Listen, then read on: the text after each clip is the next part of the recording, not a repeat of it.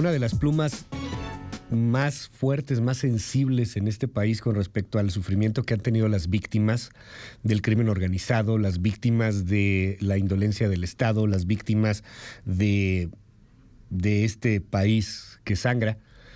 Definitivamente es Marcela Turati. Varias publicaciones, crónicas, maravillosas crónicas que lo llevan a uno en torno, maravillosas por la manera de escribirlas, pero pues por supuesto fortísimas y lacerantes en cuanto al contenido que uno obtiene de las mismas. Marcela Turati, investigadora en Quinto Elemento Lab.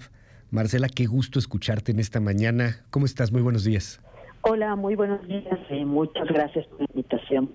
Gracias a ti, Marcela. Oye, pues justamente presenta Quinto Elemento Lab una investigación en este México que sangra, en este México tan rojo, la investigación en el país de las más de 2,000 fosas, y eso por mencionar un número, porque ahí van, digamos, son las que están registradas hasta el momento, pero de ninguna manera estamos hablando de la totalidad. Cuéntanos un poco al respecto, Marcela. Claro, pues este es un proyecto en México, país de fosas, en que decidimos dar a las tareas de... A ver, tengo un problema en la comunicación con Marcela Turati. Vamos a tratar de restablecer esta comunicación en un momento más para pues poder platicar sobre la investigación de Quinto Elemento Lab. En cuanto a las fosas clandestinas que hay en nuestro país, México se ha vuelto un cementerio. Hay fosas una y otra, y de pronto vemos que hay unas en donde meten a 10, a 20 cadáveres. Peor aún, hay muchos lugares en donde están rastreando huesitos, lo que quedó de lo que en algún momento fue una vida, para saber si ese huesito, si ese pedacito de lo que en algún momento fue una vida pertenece a un ser querido, a un ser desaparecido. Marcela Turati, ¿nos escuchas? Sí. Ya te escuchamos mucho mejor. Una disculpa, Marcela, problemas con la comunicación. ¿Nos decías? Sí, este proyecto surge nos dimos a la tarea de buscar, de tratar de arrancarle a las fiscalías de cada estado el número de fosas clandestinas que han sido halladas, que han encontrado, que tienen registradas, el número de cuerpos en cada una, y todo, bueno, los años en los que fueron y la ubicación. Entonces, bueno, fue una tarea de 2 años, varias reporteras independientes, antes de fundar Quinto Elemento Lab, nos dimos a esta tarea, y después en el camino nos encontramos también, bueno, con Quinto Elemento, que nos apoyó para esto. Y lo que descubrimos es que este proyecto se empezó a alargar justo por la falta de información, la falta de sistematización y de registro, porque nos negaban esta información, porque en algunos lugares nos contestaban que no sabían que era una fosa clandestina. 8 estados dijeron que no tenían registros, y de algunos, como Baja California, lo dudamos. Entonces, pues así, con esto pudimos armar un mapa que muestra el tamaño de la desgracia de esta guerra contra las drogas, el tamaño de la barbarie, y cómo fue evolucionando este método de desaparecer personas en fosas clandestinas, de cómo ha ido evolucionando, cómo antes pues solo los criminales, o veíamos que era muy común que mataban y aventaban a la calle o dejaban el cuerpo de sus víctimas, pero ahora podemos ver en ese analizando ya el mapa, en qué años, en qué zonas empezó a cambiar el patrón y empezaron a enterrar gente. Por ejemplo, en 2006, cuando asume Felipe Calderón, solo había 2 fosas. Al año siguiente, en 2007, ya eran 10. Pero ya cuando en 2011 hay un pico de 375, y desde 2012 no bajamos de las 245 fosas clandestinas halladas por año. El ejercicio es de 2006 a 2016, o sea que hace mucho superamos las 2,000 fosas. Esto fue lo que hicimos, y la gente puede ver pues cómo ha ido evolucionando, cómo en algunos lugares se encuentran cuerpos y en otros ya no solo se dedican a enterrar, sino también a calcinar, a usar ácidos o desaparecer. El país se ha vuelto un cementerio clandestino en muchas partes, definitivamente. Ya lo contabas tú con, yo insisto, esa prosa privilegiada, Marcela, en Tu Fuego Cruzado, en las víctimas atrapadas en la guerra del narco, con muchas crónicas que también pues publicaste en Proceso. Pero estos datos que das son escalofriantes. A ver, en 2006, cuando inicia la guerra contra el narco, había nada más 2 fosas clandestinas. ¿Entendemos fosa clandestina como qué, Marcela? O sea, porque hay muchos lugares en donde también están 2 cuerpos. Eso cuenta como una fosa también, ¿no? Sí, una fosa clandestina, y así, porque este mapa se puede crecer si además le sumamos presas, ríos, pozos, aunque un pozo puede ser considerado, es un hoyo bajo la tierra, sí, donde se fueron ocultados cadáveres de personas, ¿sí? Ya. Entonces puede haber una o pueden haber muchas en algunas zonas, por ejemplo, y eso fue de lo que muchas cosas encontramos al hacer este trabajo, como en muchos lugares no te dan las fiscalías el número de cuerpos porque solo encuentran fragmentos, porque ya fueron procesados con otro tipo de, pues con, no sé, sí, con fuego, ácidos, con ácidos, con algunos combustibles, y eso se ve como un patrón ya común en la zona del noroeste del país, del noreste, perdón, y también pues vemos corredores, o sea, si tú ves el mapa es Quinto Elemento, y también en el sitio a donde van los desaparecidos.org, ahí uno puede ir viendo corredores que se van formando, donde municipios, o sea, cada vez más municipios tienen fosas, y también que están en blanco, que pareciera que no tienen fosas, pero que nosotras creemos que son lugares inaccesibles por la geografía y por el control criminal que hay sobre ellos, porque todavía no es momento porque todavía están bajo control y no se pueden pasar a esos territorios como la zona de Guerrero. Hace mucho que rebasamos las 2,000 fosas. Empezamos en 2006 con 2 fosas.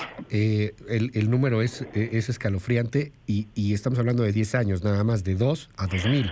Son 11 años que hicimos este mapa. Sí. Y sí, lo que vemos es esta evolución, esto que ya, o sea, que parece que no tiene freno, que no baja. Ayer justo se encontraron fosas en Veracruz, ¿no? Hace un mes se encontraron 177 cráneos también en Veracruz, y entonces no hay como es como muy difícil medir, porque en algunas zonas te ponen, en algunas fiscalías, en unas te ponen que no saben cuántas personas había, en otras que se les perdieron los registros de a dónde fueron los cuerpos que exhumaron, y en otras simplemente te dicen que pues son miles de fragmentos lo que encontraron, y no te dicen bien ni qué hicieron, si los tienen deambulando en trailers, si los enterraron en otra fosa común, si hicieron fosas comunes o si hicieron fosas clandestinas como la Fiscalía de Morelos, que escondía los cuerpos que recuperaba, pero lo que quisimos es evidenciar todo o sea,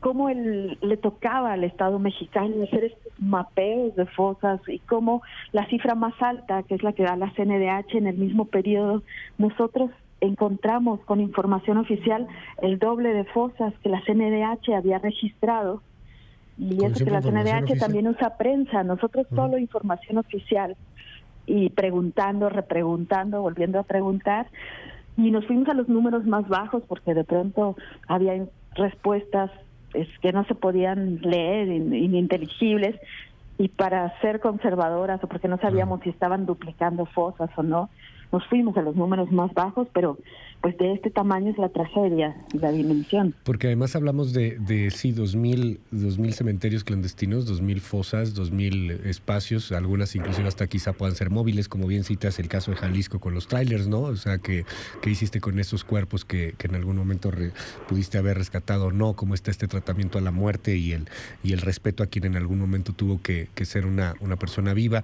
independientemente de las acciones que haya cometido? Pero aquí, Marcela, el tema que quiero preguntarte es que son 2,000 fosas, pero un cálculo que existe o es incalculable el número de muertos en esas fosas, porque pues me acuerdo lo que dices del norte, en Coahuila, por ejemplo, o en Sinaloa, las rastreadoras, como han encontrado en estos estados, hasta en una sola fosa o en un solo territorio, hasta 10,000 pedacitos de seres humanos, así lo digo, huesitos, 10,000, no quiere decir que sean 10,000 humanos, pero 10,000 pedacitos que están ahí, que no se sabe cómo armarlos, etcétera. De estas 2,000, no hay información de cuántos cuerpos podría haber. Sí, hicimos un estimado tan súper mínimo con la información que sumaron 24 fiscalías que sí nos dieron información, y estas son 2,884 cuerpos, 324 cráneos, 217 osamentas, 799 restos óseos. Se suman como 3,000, más de 3,000 personas, pero es con esto de miles de restos óseos y fragmentos, es muy difícil dar una cifra. Y también, pues lo que vimos es que cada fiscalía, y ese es un gran problema que se tiene que resolver, que urge resolver y que llevan 12 años arrastrando, claro, cada fiscalía tiene que homologar cómo está registrando, qué dicen que es una osamenta cuando hablan de una osamenta, o sea, porque las familias y los forenses con los que platicamos dicen, es que cada quien registra diferente y te dicen, esta es una osamenta y te dan un fémur. Entonces, ¿de qué hablan cuando hablan de fragmentos? ¿De qué hablan cuando responden este tipo de cosas?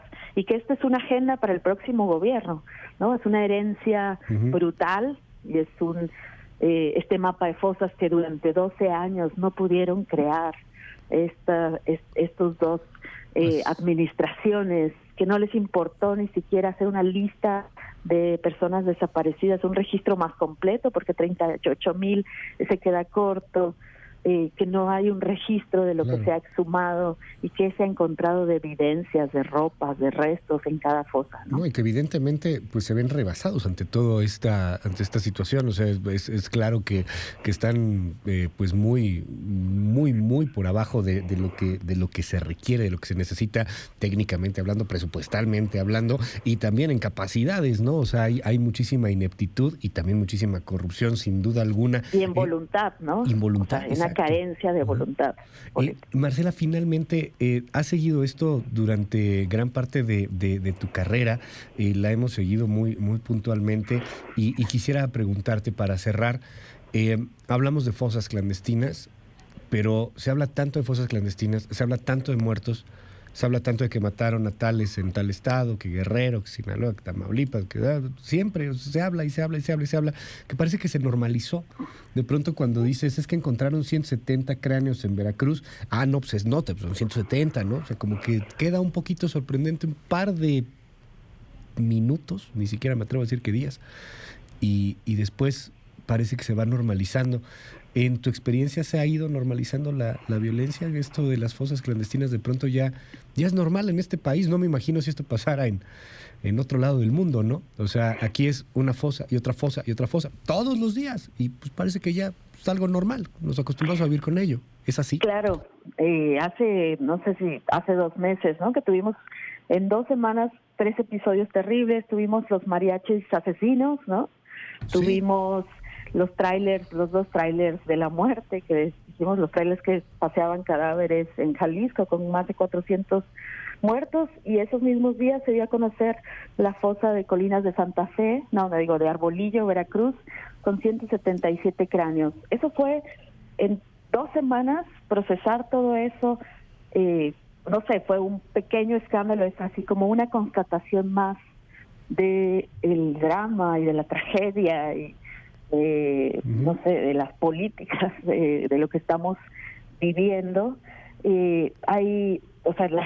Para la gente a veces es muy difícil, nos decían cuando íbamos a presentarlo sabemos que es importante, pero no quiero verlo porque es muy horrible, porque nos va a reflejar como país, pero al mismo tiempo en estas fosas y en estos sitios encontramos el mapa de resistencias, las mamás, las familias, los activistas y periodistas también que están tratando con las familias de excavar, de saber cifras, de encontrar personas desaparecidas y todas las muestras de amor y de solidaridad que también se tejen alrededor de esto, que no hemos sido capaces de mencionar, de ver, que la gente no sé, nos está faltando a las cifras ver el drama humano, pero ver Claro. también estas historias de solidaridad, de amor y todo lo que hacen las familias, las mamás, los papás buscadores que salen a buscar los hijos suyos y los de otros. Son como luz en medio de esta oscuridad, y es algo de lo que tenemos que, no sé, de acompañar y tratar de visibilizar también, ¿no? Estas Claro. resistencias. Marcela Turati, te aprecio mucho la comunicación en este espacio y bueno, estamos al habla si nos permites, Marcela. Claro que sí, muchas gracias y muy buen día. Gracias, muy buenos días. 8 de la mañana con 5 minutos.